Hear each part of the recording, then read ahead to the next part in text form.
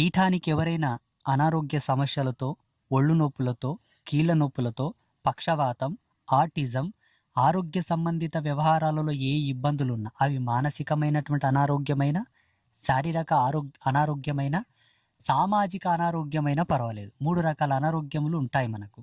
ఆధ్యాత్మిక అనారోగ్యం ఉన్నా పర్వాలేదు.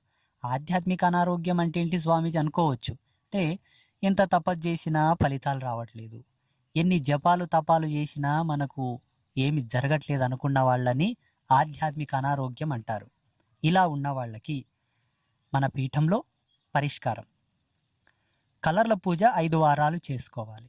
అది మంగళవారమైనా శుక్రవారమైనా.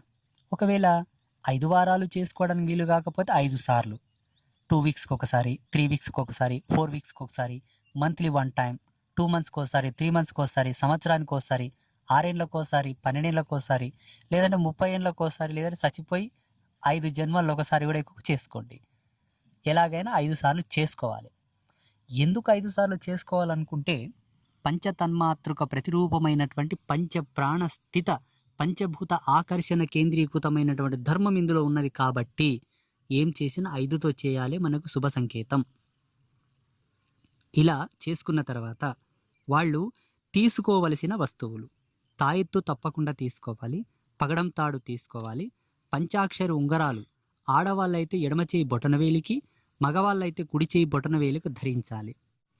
ఈ నొప్పులు అనారోగ్య సమస్య ఉన్నవాళ్ళు తప్పకుండా సమాచార కేంద్రంలో అడిగి అమ్మవారి యొక్క యాగభస్మం తీసుకోవాలి. ఆ యాగభస్మాన్ని ప్రతిరోజు మీకెక్కడెక్కడ నొప్పులున్నాయి అక్కడ రాసుకొని పడుకుంటే ఒకటే పూట రాత్రికి తప్పకుండా మీకు నొప్పుల నుంచి విముక్తి కలుగుతుంది. మీ శరీర అంతర్గతంగా ఉండేటటువంటి దోషములు, బహిరంగంగా ఉండేటటువంటి దోషములన్నీ కూడా అమ్మవారు సమసివేస్తుంది, అమ్మవారు మాయం చేస్తుంది. ఇలా చేయడం ద్వారా మీ అనారోగ్య సమస్యలు తొలగుతాయి, మీ నొప్పులు పోతాయి, మీకున్నటువంటి రోగాలు దూరమైపోతాయి. శుభమస్తు. శ్రీమాత అనుగ్రహ ప్రసాద సిద్ధిరస్తు. తదాస్తు.